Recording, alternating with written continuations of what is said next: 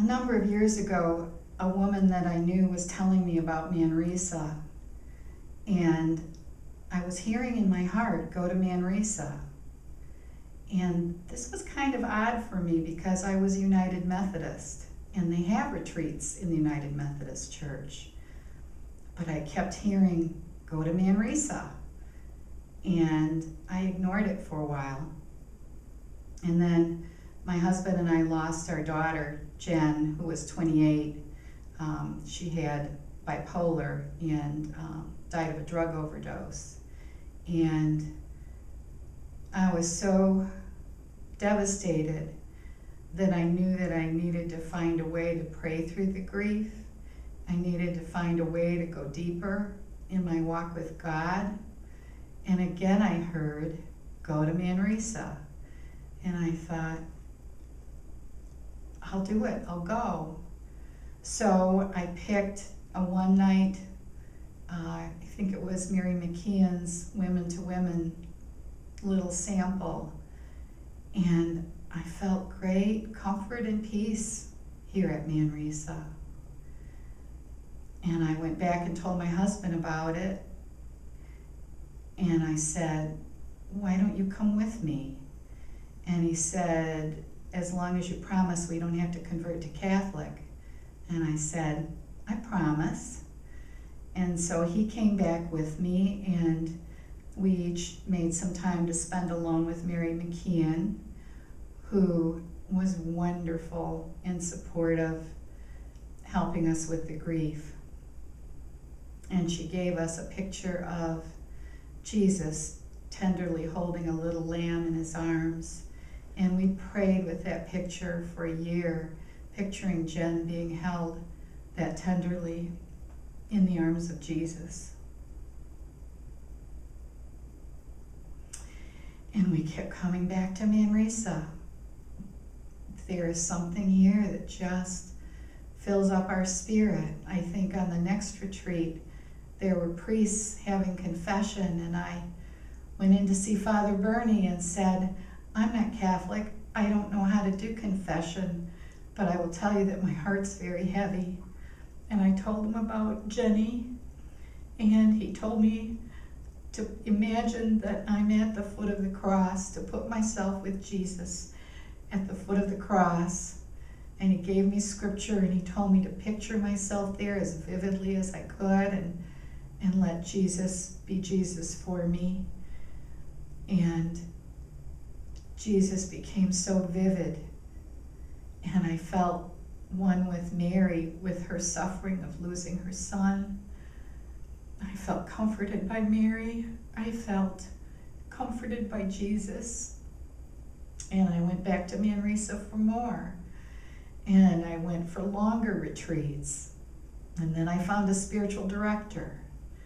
And I learned more about praying with the emotions and with the imagination, not just with the head. And then my spiritual director suggested the Ignatian exercises. And I went even deeper in my walk with Jesus. I got to know him as a vivid human being, from the time he was in Mary's womb to a beautiful baby running into Egypt with his parents who took such good care of him. In the temple at 13, starting his ministry, being baptized, hearing God say, this is my beloved Son. Seeing him preach, seeing him look me right in the eye and call me, letting him hold me, letting him comfort me. Walking with him to the cross and standing at the cross with him again and again. Waiting for him at the tomb and having him greet me, saying, don't you recognize me? Here I am. Now go and tell the others.